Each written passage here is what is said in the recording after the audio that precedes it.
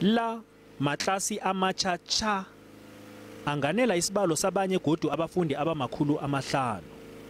Kulungiswa umraro wokuzala khulu kunye nalaba ababhalelwa kuzokufunda ngonobangela womraro lo. Currently being admitted just about 3 to 4 weeks back later, and because of the other students, those who are not in the school, they've been rejected because of we don't have more classes. Hence, that's why our students are going after thina sesingenile. Ikholeji lese izokhona ukuba nabafundi pheze abayikulungwana beyingezelele nezinye iimfundo. With this investment, sizakhona ke introduce all this, the courses that we have, because sesiyile kuma companies uyokwenza research zeziphi ngawapha amakhona abawafunayo. They told us that you must introduce these ones, they are in the demand in the market. Sizakhona ke uzi-introduce with these new classes.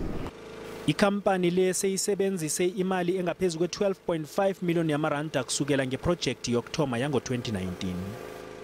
We invested 7 million rand initially in what we called phase 1 to convert the old buildings to the TVET College, and now today we are opening the new 8 classrooms that we've constructed here at a cost of another 5 million rand.